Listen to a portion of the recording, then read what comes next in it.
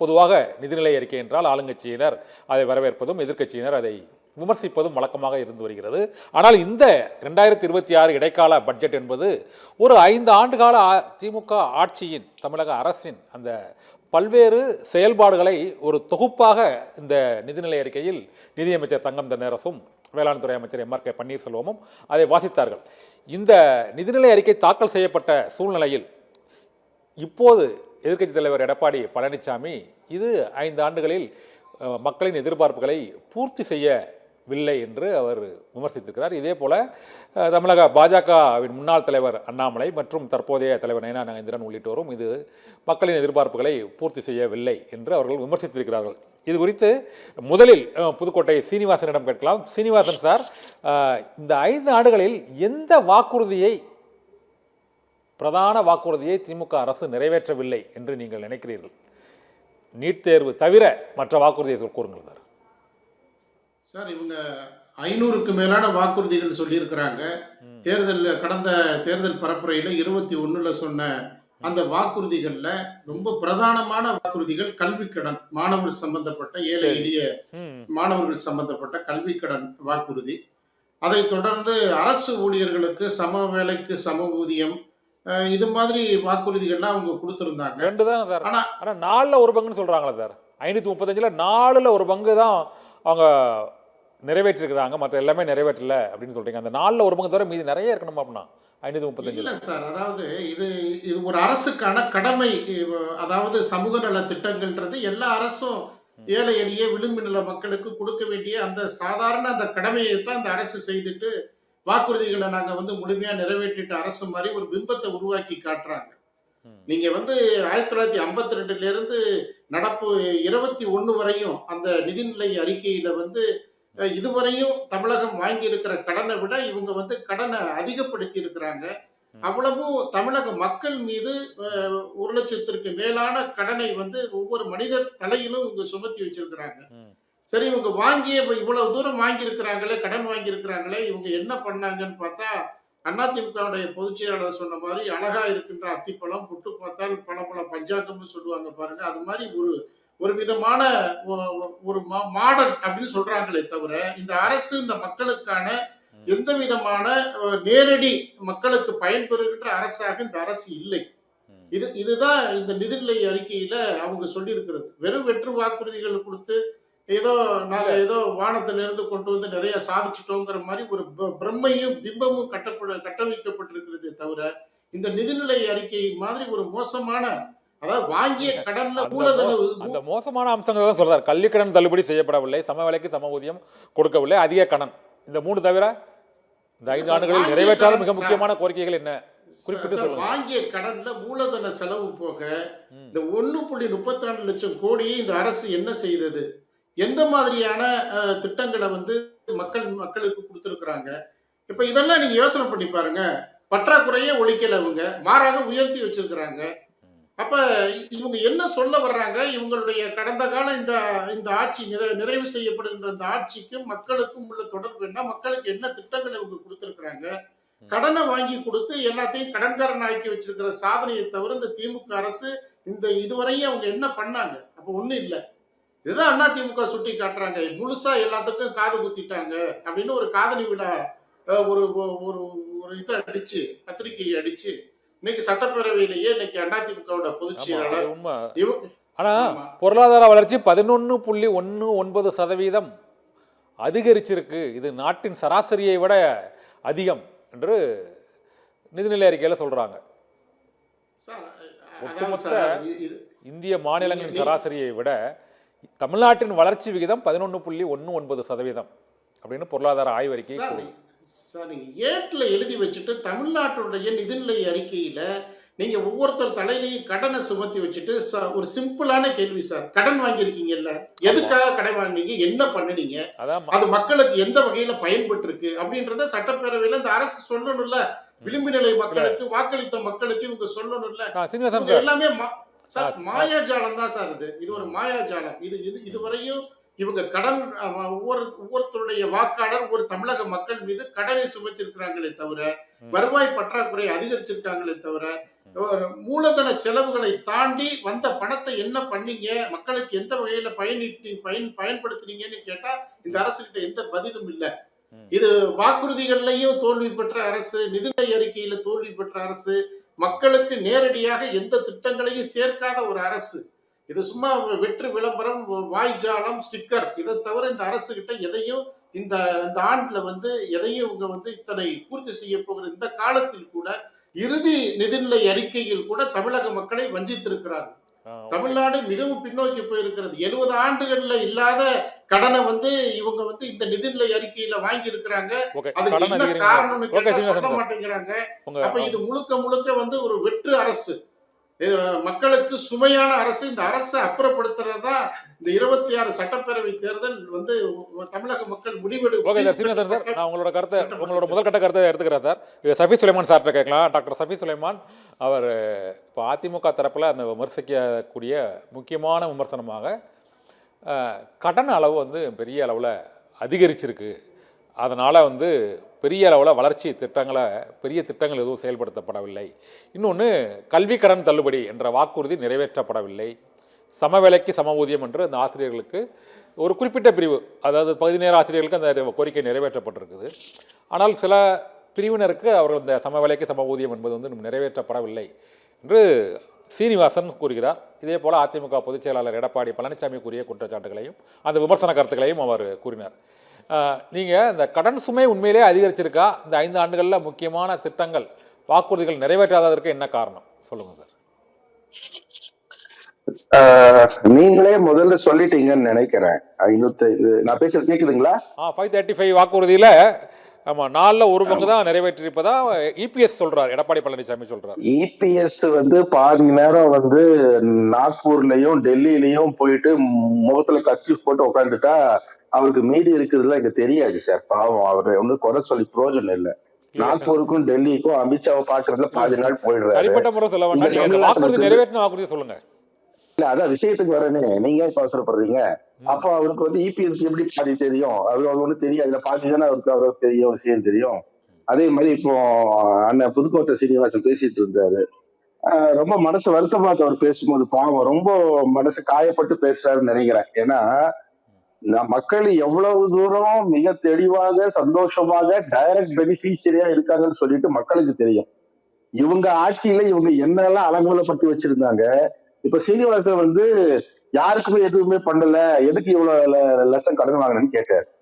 அப்ப யாருக்குமே நீங்க எல்லாருக்கும் பண்ணிட்டு எதுக்காக நீங்க 5.25 லட்சம் ரூபாய் கடன் வாங்கி வச்சிருந்தீங்க 2021 வரையும்?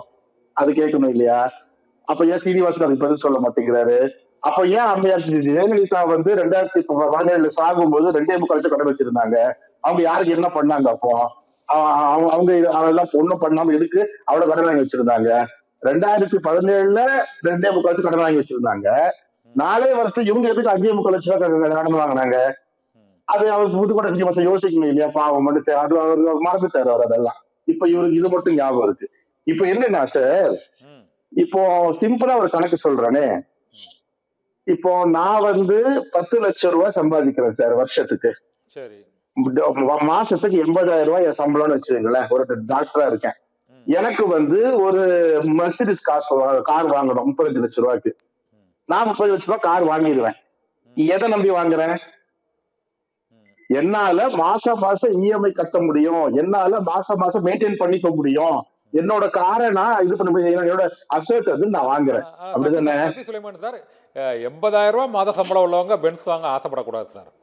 அது ரொம்ப கஷ்டம். இல்லைங்க, தைரியமா கட்ட முடியாது. அதத்தான் சொல்றாரு. நீங்க தப்பு. நீங்க சொல்றது தப்பு. அதுதான் சொல்ல வரேன். இல்ல சார், நீங்க என்ன சொல்ல அனுமதிக்கணும், என்ன பேச அனுமதிக்கணும், நீங்களே பேசிட்டு இருக்கணும். சொல்லுங்க. அதாவது நான் 80,000 சம்பளம் வாங்கும் போது 30 லட்சம் ரூபாய் பென்ஸ் வாங்க அப்ளை பண்றோம். என் சிபில் ஸ்கோர் ஒண்ணு இருக்கும். என் சிபில் ஸ்கோரை பார்த்தா கொடுப்பாங்க. அதே மாதிரிதான் ஒவ்வொரு நாட்டுக்கும் ஒவ்வொரு மாநிலத்துக்கும் ஸ்கோர் இருக்குது. ஒரு நாட்டுக்கான வேர்ல்ட் பேங்க் ஸ்கோர் உண்டு. அதே மாதிரி ஒவ்வொரு மாநிலத்துக்கும் ஜிடிபி டெப்ட் ரேஷியோட ஒரு ஸ்கோர் உண்டு. அந்த டெப்ட் வர்சஸ் ஜிடிபி ரேஷியோக்கு மேல போனா நம்மளால கடன் வாங்க முடியாது. இந்த இந்த விஷயத்த வந்து அதிமுககாரங்களுக்கு புரியாது. ஏன்னா அவங்களுக்கு இந்த விதமான விஷயங்கள்லாம் தெரியாது.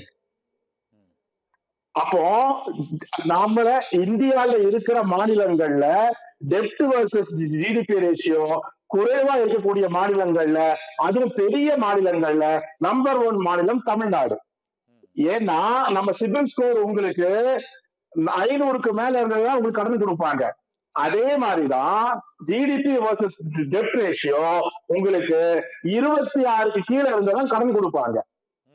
நம்ம மாநிலம் 26க்கு 28 இருந்தாக்கா கடன் கொடுத்தா யோசிப்பாங்க. 30க்கு மேல இருந்தா கடன் தர மாட்டாங்க. நம்ம பக்கத்து மாநிலம் முன்னேறிய மாநிலம் கேரளான்னு சொல்ற மாநிலம் 32, இந்த பக்கம் கர்நாடகா 31.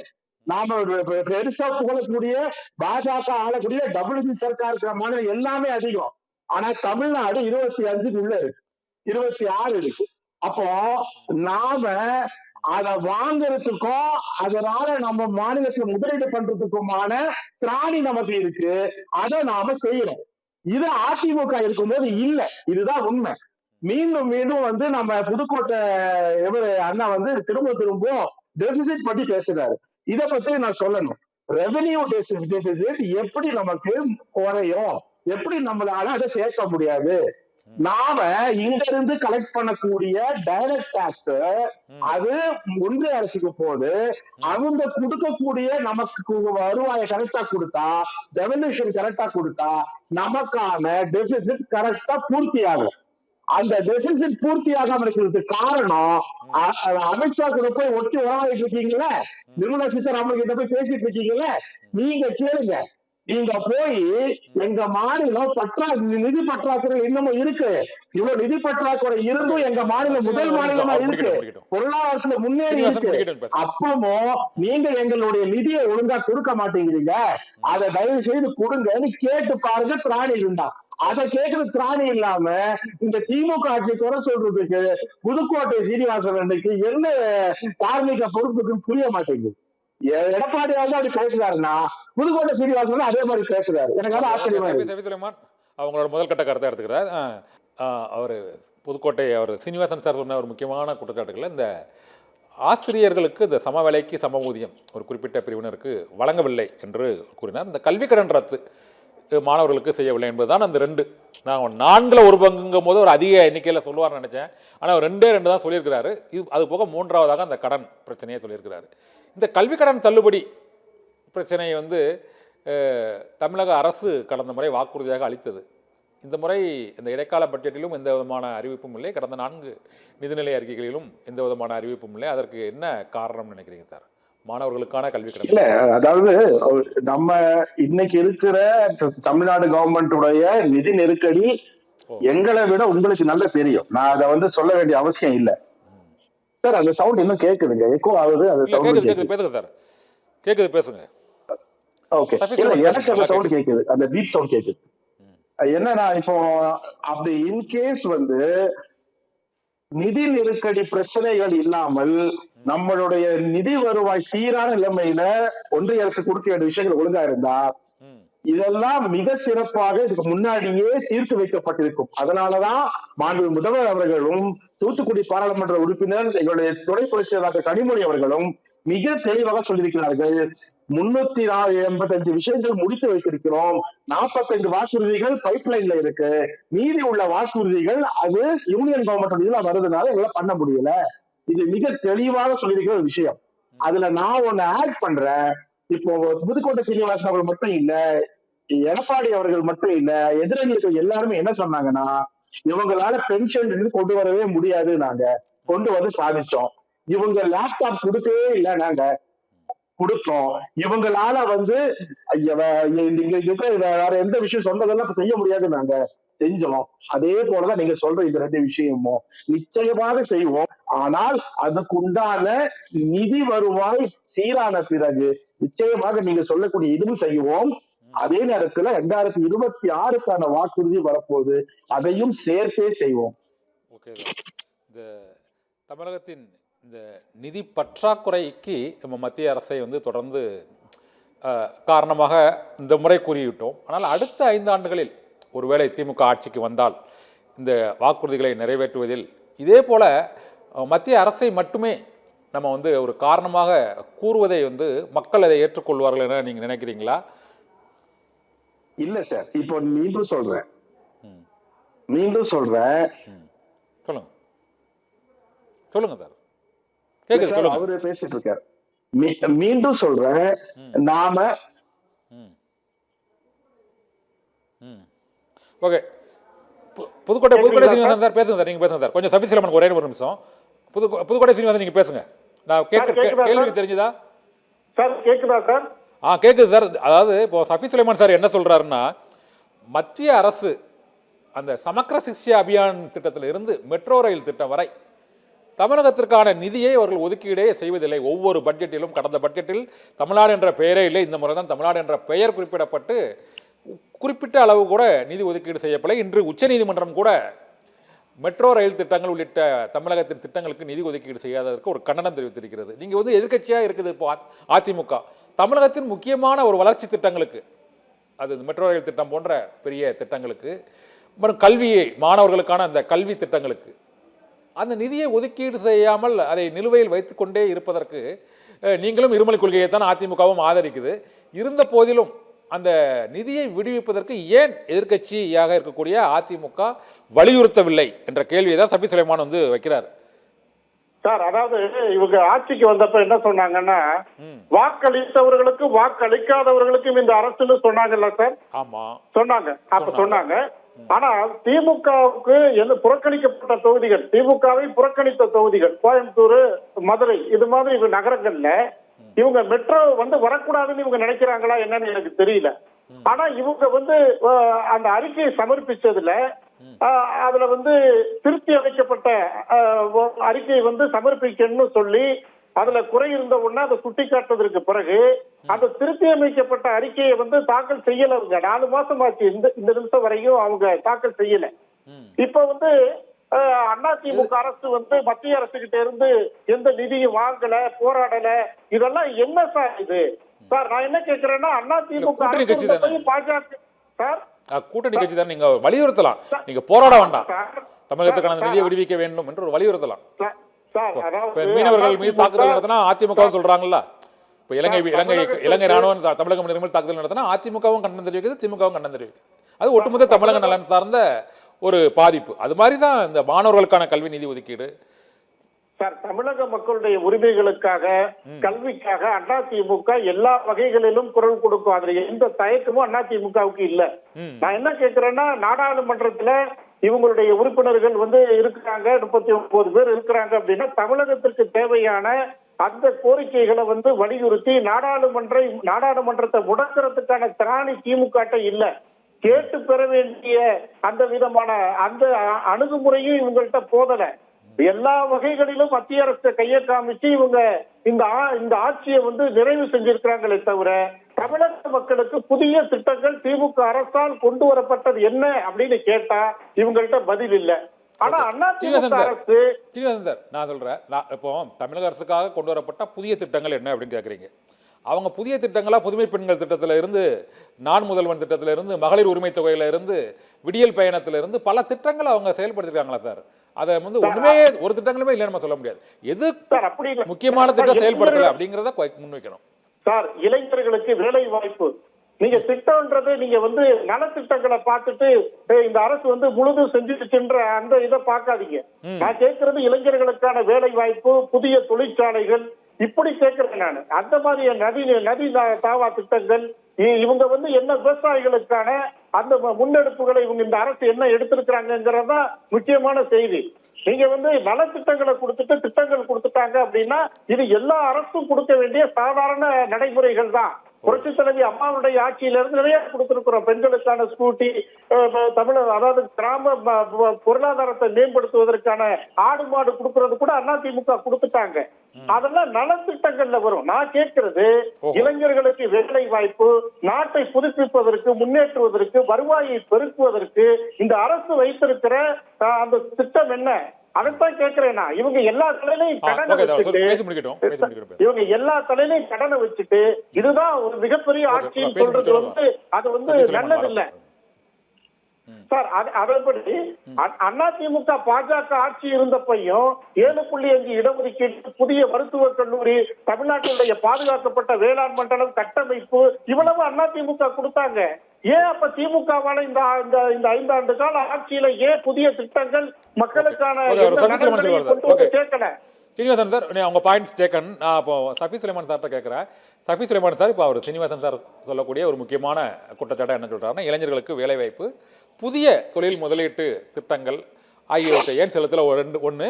இன்னொன்று வந்து திமுக எம்பிக்கள் 39 எம்பிக்கள் இருக்கிறாங்க. அவங்க வந்து மத்திய அரசு நிதியை கேட்பதற்கு அவர்கள் ஒரு முடக்கும் வகையில் ஒரு போராட்டத்தை முன்னெடுக்கலையே அப்படின்னு அவர் சொல்றாரு.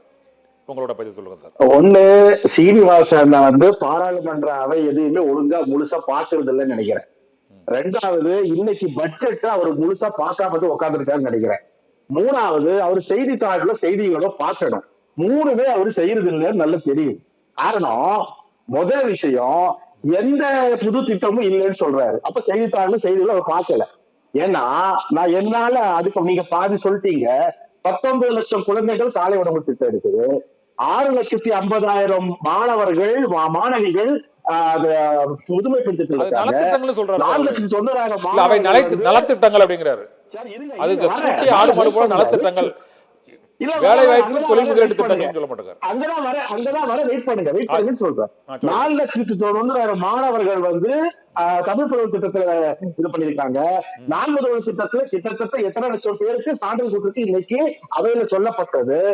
ரொம்ப முக்கியமா, அவரு 1,31,00,000 பெண்கள் இன்னைக்கு 1000 ரூபாய் மாதம் வாங்கிட்டு இருக்காங்க. 881 கோடி முறை பெண்கள் பேருந்துல விடியல் பயணத்துல இலவசமா பயணிச்சிருக்காங்க. இந்த திட்டங்கள் இல்லைன்னு சொல்லிட்டு சொன்னார். நான் சொல்றேன், நியோடைடல் பார்க் 7 நியோடைடல் பார்க் கிட்டத்தட்ட ஆரம்பிக்கப்பட்டிருக்கு. அது எத்தனை வேல்வாசம் சொல்லிட்டு அவர் உட்காந்து பார்க்கட்டும். வின்ஃபாஸ்ட் தொழிற்சாலையே வரலாறு. வின்ஃபாஸ்ட் ஷோரூம் ஆரம்பிச்சு சென்னையில கார் விற்காத புதுக்கோட்டையில வின்ஃபாஸ்ட் கார் ஓடுது. அது புதுக்கோட்டை எனக்கு அதுல படல. மிட்சுபிஷியில இருந்து, லேண்ட் ரோவர்ல இருந்து, ரோல்ஸ் ராய்ஸ்ல இருந்து எல்லா நிறுவனமும் தமிழ்நாட்டு தேடி வந்திருக்குது. எல்லாத்தையும் கணக்கு கூட பார்த்துட்டு இருக்காரு புதுக்கோட்டை சீனிவாசன். ஆனா இங்க வந்து எதுவுமே தெரியாத மாதிரி இன்னைக்கு அவையில சொல்றாங்க எத்தனை லட்சம் வேலை வாய்ப்பு தமிழ்நாட்டு இளைஞருக்கு கிடைச்சிருக்குன்னு சொல்லிட்டு வெட்ட வெளியா இன்னைக்கு அசம்பிளியில அது வந்து பதிவாகி இருக்கு. இதெல்லாம் கேட்டுட்டு வந்து உட்கார்ந்து இருக்கிறவரு 2014 வருஷத்துக்கு 2 கோடி பேருக்கு வேலை தருவோம்னு சொன்ன மோடி ஏன் கேட்க மாட்டேங்கிறாரு? 2 கோடி வேலை வாய்ப்பு எங்கானு? நாங்க ஸ்கூட்டி கொடுத்தோம்னாரு. எத்தனை பேர் ஸ்கூட்டி கொடுத்தீங்கன்னு சொல்லுங்க பாக்கலாம். புதுக்கோட்டையில அந்த ஜெயலலிதா கொடுத்த ஸ்கூட்டி எத்தனை ஓடிட்டு இருக்கு? அந்த கணக்கு தெரியுமா உங்களுக்கு? அதே மாதிரி நாங்க இதை கொடுத்தோம், ஆடு மாடு கொடுத்தோம், கோழி கொடுத்தோம், புறா கொடுத்தோன்றாரு. இந்த ஆடு மாடு புறா கோழி கதெல்லாம் எல்லாருக்கும் தெரியும் என்னெல்லாம் பண்ணாங்க. இப்ப இவரு திட்டங்கள் இல்லைன்னு சொல்றாரு ஒரு பக்கம் தொழிற்சாலை இல்லைன்னு சொல்றாரு. ரெண்டுமே நீங்க திட்டங்கள் பாதி சொன்னீங்க. மீதி என்ன விட்டா இன்னும் ஒரு 1/4 மணி நேரம் இருக்கிற திட்டங்களை தோழி விடுதியில இருந்து எல்லாத்தையும் சொல்லுவேன், பிடிப்பாக்கால இருந்து எல்லாத்தையும் சொல்லுவேன். இவங்களுடைய 2017 இருந்து 21 வரை நடந்த கொடுமையான ஆட்சியில ஒரே ஒரு திட்டம் எடப்பாடி கொண்டுதான்னு சொல்லுங்க. மக்களுக்காக, மக்கள் நலனுக்காக ஒரு திட்டம் இன்ற அளவுக்கு எடப்பாடி கொண்டு இருக்குது ஒண்ணு சொல்லுங்க பார்ப்போம்.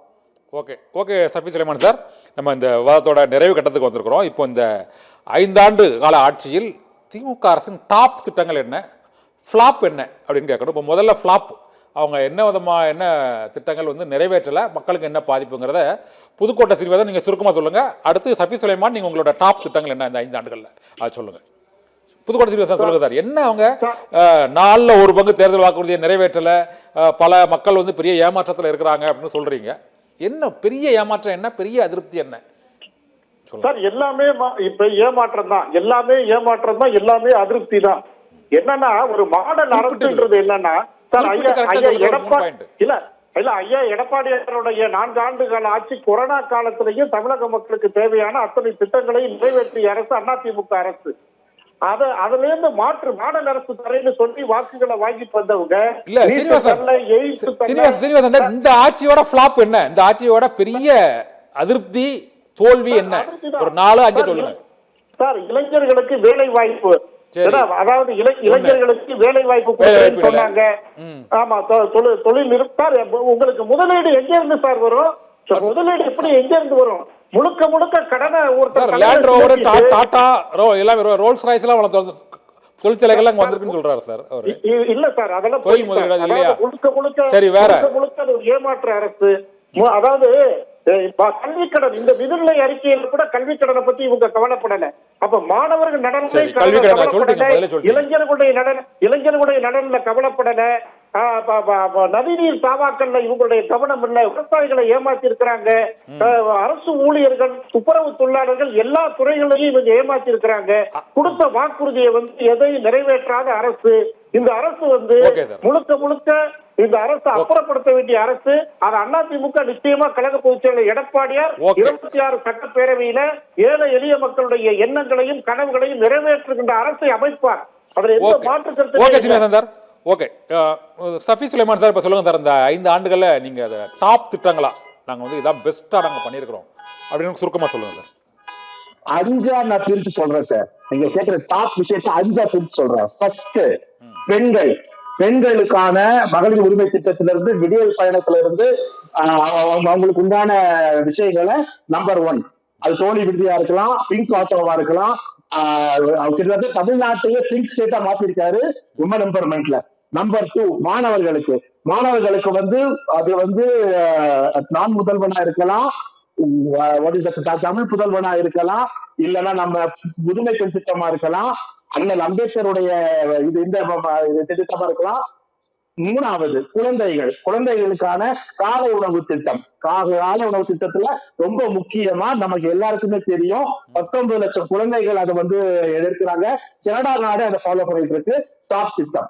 4வது, ரொம்ப முக்கியமா industrial development, industrial growth and economical growth.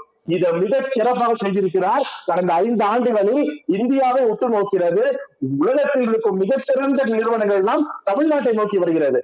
5வதாக, மிக முக்கியமாக, மாற்றுத்திறனாளிகளுக்கும் திருநங்கைகளுக்கும் சேர்த்து இந்த அரசு பயணப்பட்டிருக்கிறது. மாற்றுத்திறனாளிகளுக்கான திட்டங்களை பார்த்து செய்திருக்கிறோம். திருநங்கைகளுக்கு பார்த்து திட்டங்கள் செய்திருக்கிறோம். 5 நான் சொன்னது டாப் திட்டம். இதுல ஏதாவது ஒன்று இல்லைன்னு சொன்னாருன்னா நான் அரசியலை விட்டு விலகிறேன். ஓகே சார், நன்றி சார்.